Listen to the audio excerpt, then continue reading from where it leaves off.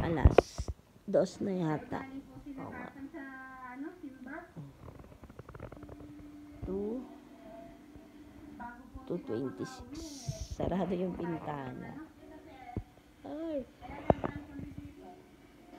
Ay. May pasok ako mamaya.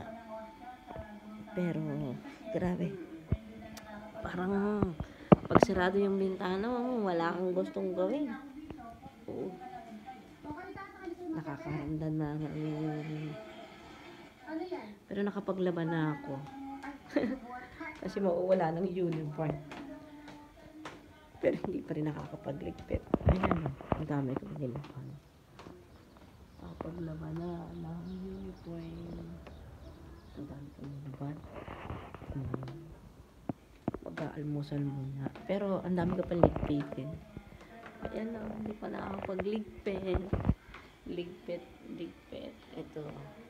Yung nilabhan ko, nandun pa. Ito pa yung nag-abot-abot na. Napagod ako sa trabaho. Saradong-sarado yung bahay. Maghanap ako ng kakain. O maghanap tanghalian. Yung laman ng rep. Puro tubig. Tubig.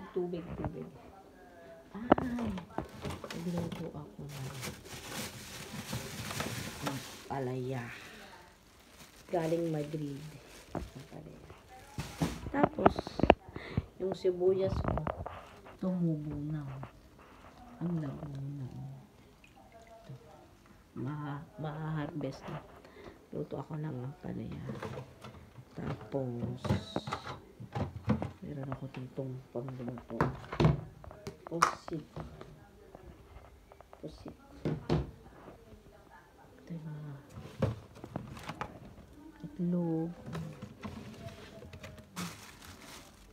Dahil naman, parang walang makain.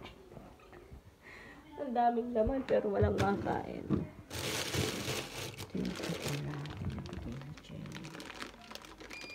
Yun, nag-iingay na. Kailangan ng saraduhan. Oo. Iluluto ko to. Pusit. Saka yung ampalaya. Bago pumasok, makapagluto. Tiling. Kaya walang ganang tumayo. Dito kasi ako natutulog. Sa salon kasi mainit na. Kaya maya luto ako ng konti. Bye-bye.